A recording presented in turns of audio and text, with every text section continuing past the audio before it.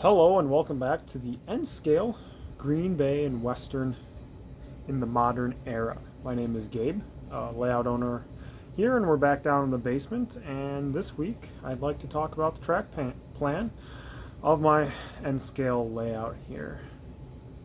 Right now we're in New London looking at the bridge over in Bears Creek, and I got a train sitting there on the line. So yeah, we're going to talk about the track plan, how I plan this layout, out, or lack thereof of planning. And then I'd like to do just a quick overview of the track plan. Go station by station. We'll look at the track plan itself, and then also we'll look at how it's being manifested on the layout itself. And then we'll talk about some pros and cons for the layout. And I think while we do this, I'm just going to have a train running, and we'll get into the fact that that's kind of why I wanted a continuous loop, just so I could do things and have trains running, and we'll watch this train take off here.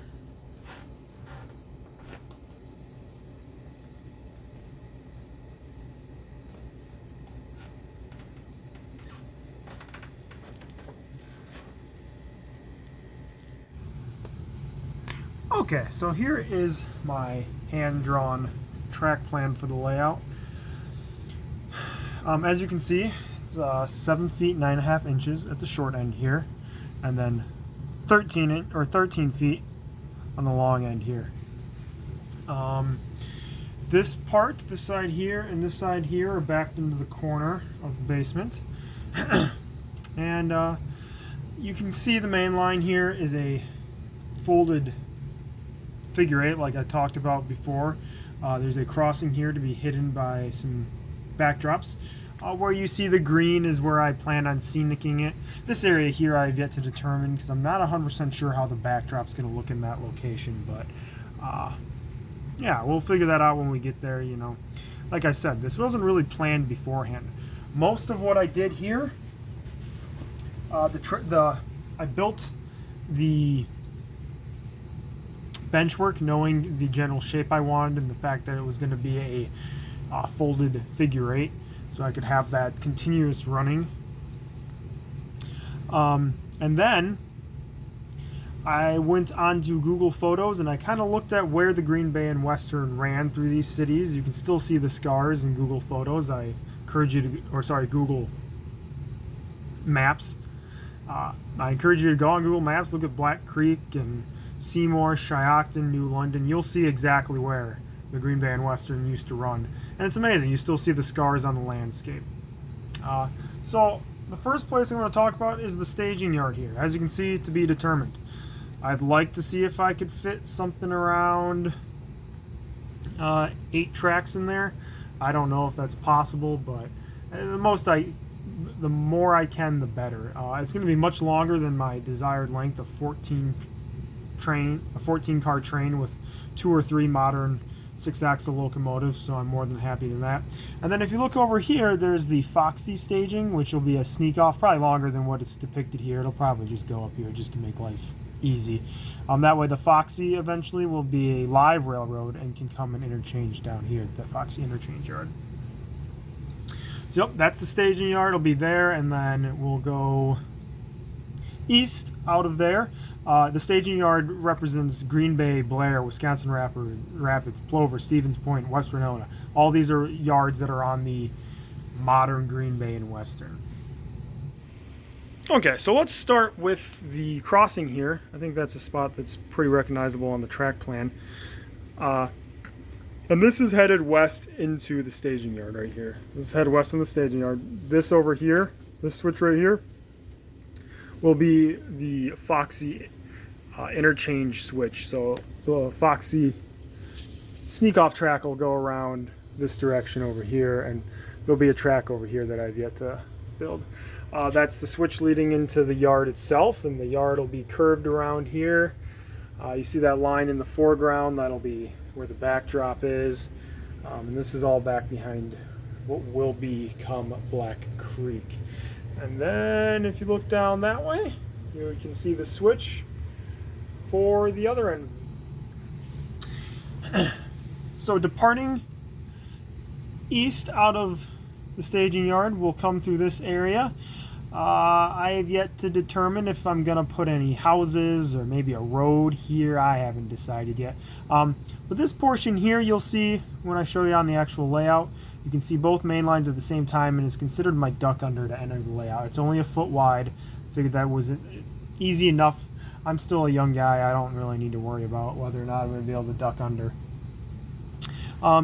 Going this direction, we see the beginning of the New London siding. So the New London siding is right here, and that's a complete, that is able to hold my standard train length plus some, so I'm very glad about that. And then you'll see we got a little double-ended yard here. That's the Foxy interchange yard where cars will be swapped and whatnot. An important part I wanted to do was Business 45.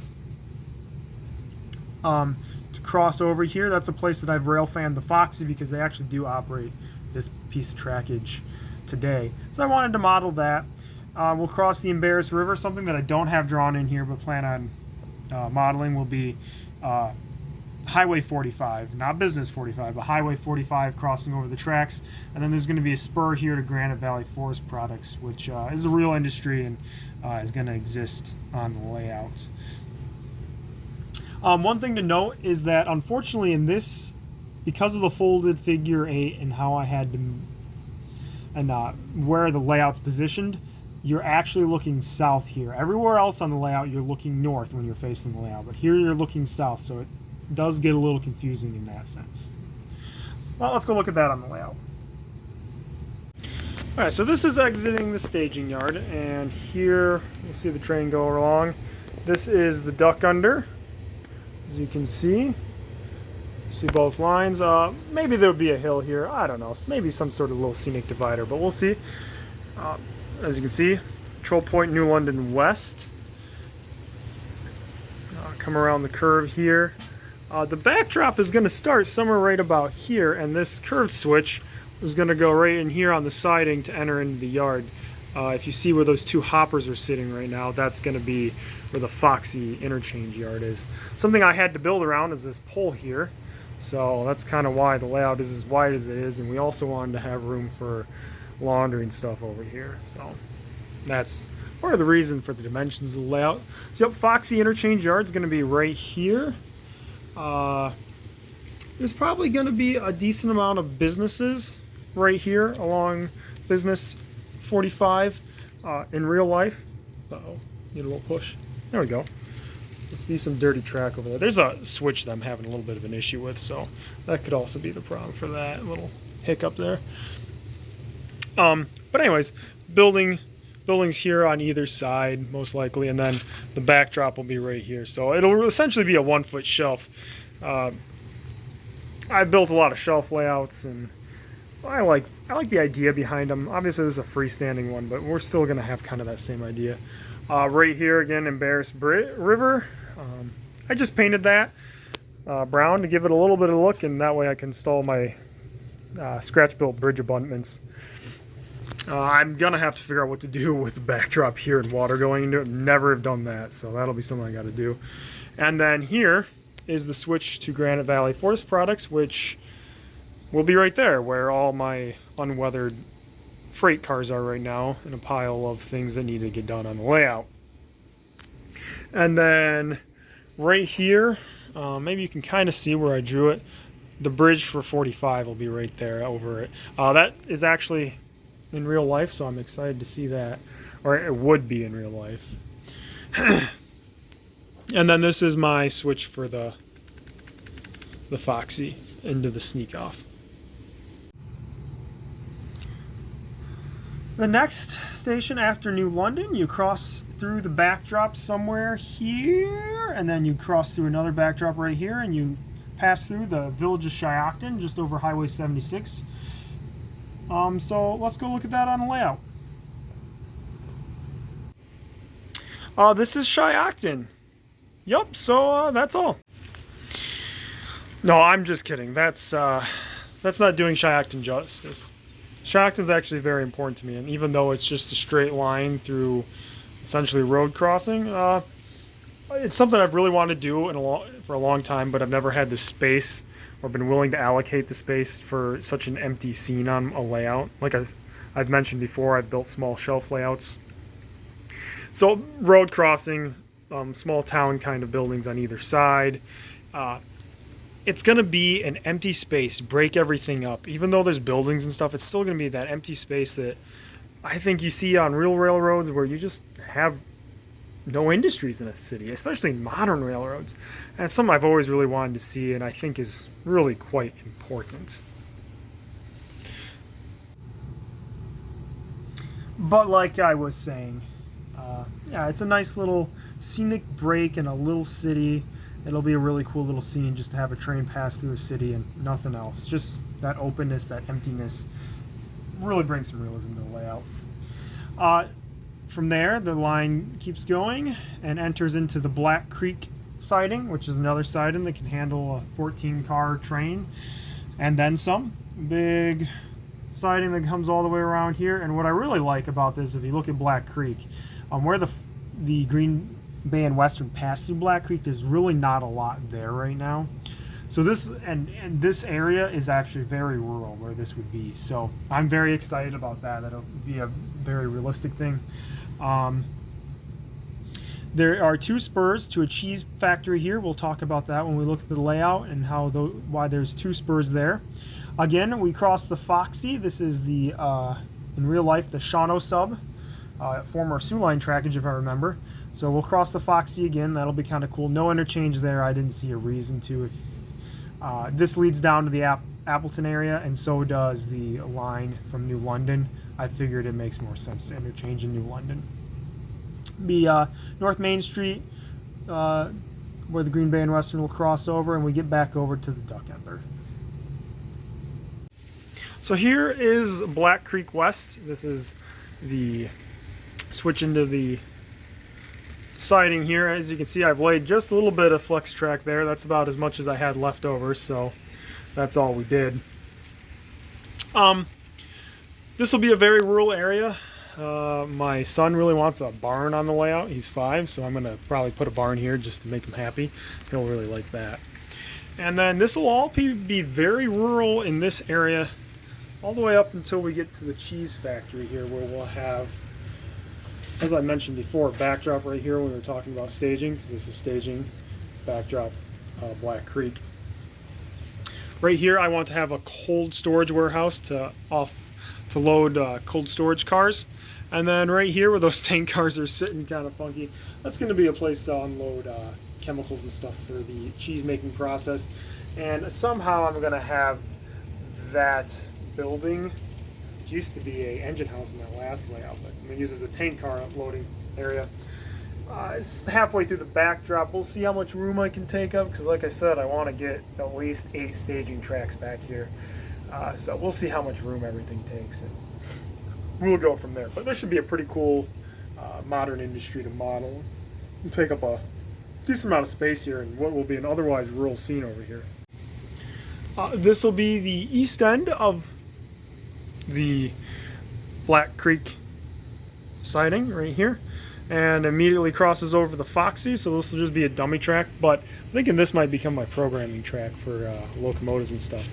That's why I got those plastic rail joiners in there, and then it'll just dead end to the backdrop. I don't have to worry about anything, and then it'll dead end off the layout. So not live or anything.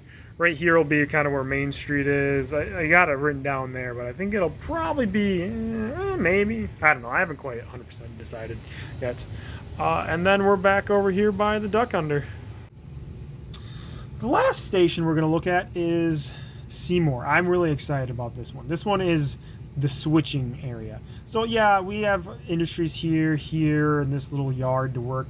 But this will be the area where there's no siding. The switcher is going to get in the way of the mainline trains. We're going to have to kind of work around that. I'm very excited about that. And we have 3 industries here. First one being CHS Larson, which is a grain elevator. I've yet to determine exactly what this little 2-track yard is going to look like. It really depends on how much room I want, but I want something where when we're working this, maybe we need 2 cars off of there, and maybe one dropped here, and then leave these, or maybe we just need the car way down here. That's what I kind of want. A little bit of a switching puzzle there. We have Elizabeth Street, Main Street. There'll be a flour mill here with a double-ended siding. All these industries here exist. Here is going to be Depot Street. I didn't draw it in, but I think I'm going to put Depot Street right here. And I'll show you one reason why, but when we get to the layout. But there will be a depot here, a little museum as it exists today, even though there's no railroad there, there's a little museum. And then we'll go out here and we'll have Performance Corp to switch.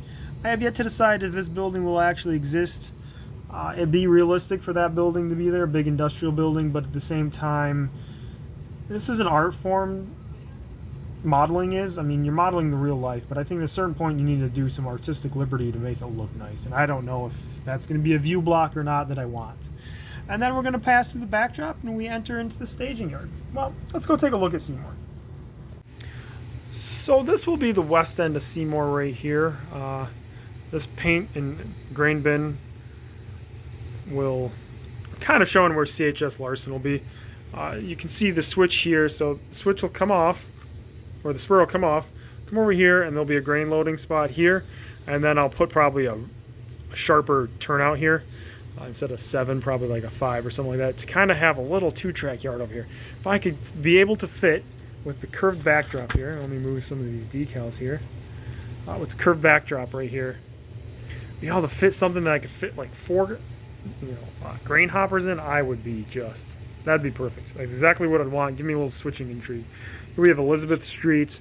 In real life, there's like a little, not a chain grocery store, a little mom and pop grocery store. I'd love to kind of model that because it faces this direction, maybe a parking lot. We'll see.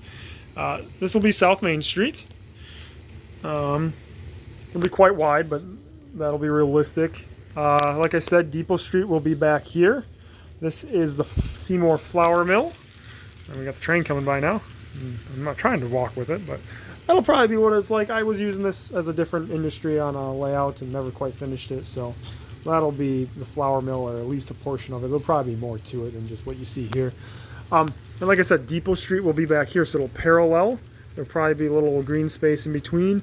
With the backdrop here, we'll probably have a flat of the depot there. And there's actually a little area that has like a display of freight cars and I think a caboose.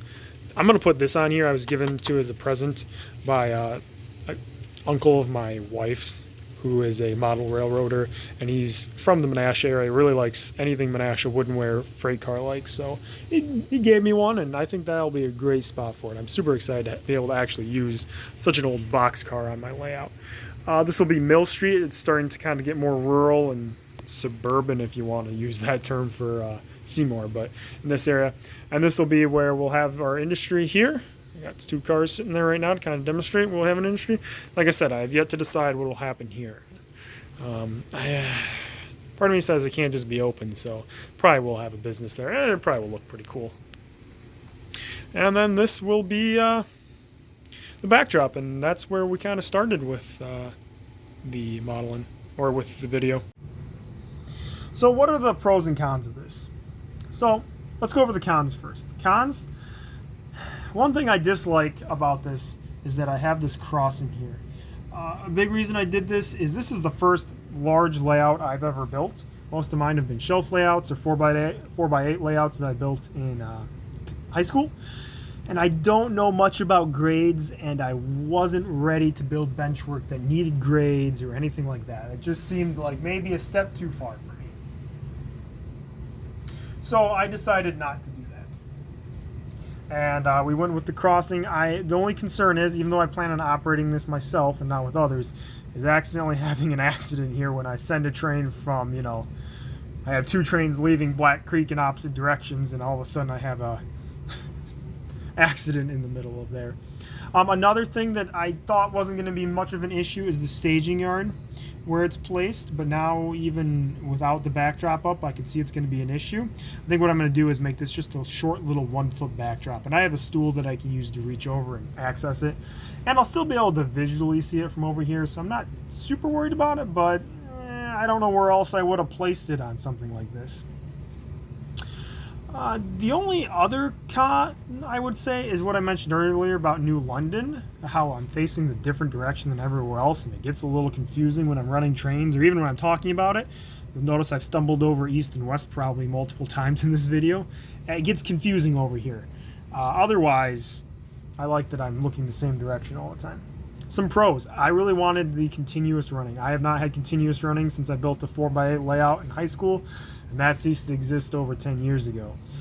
I want to be able to operate this layout in multiple different ways. And one way I was thinking is I can run my 2 locals and just have trains kind of loop in the main line to kind of give me stuff to get in the way. And it'll be nice to have that. Also, like I mentioned earlier, I'll be able to work on the layout and have trains just come by. The other pros I have is, even though some things are moved around a little bit, generally speaking, these track plans seem very realistic as to if this railroad developed into a modern bridge line past 1993. I really think the track layout is very realistic in that sense. I have a lot of open spaces. I don't have tons of industries all in one spot. Seymour's really the only place with more than one industry, unless you include the interchange yard. But even that's not really a cluttered thing. I'm really excited to have the open spaces, stuff I've never really been able to do on shelf layouts. Overall, I'm very happy with how the layout's turning out and how the track plan looks. If you'd like to see more about my layout, please check out the pinned comment below. It is a playlist regarding everything I have so far posted about the Green Bay and Western in the modern era. Or check out my YouTube and take a look at some of the rail fanning shorts that I've posted if that's more your thing. Thanks for watching, and please like and subscribe. Comment down below if you have any questions. Thank you. Bye.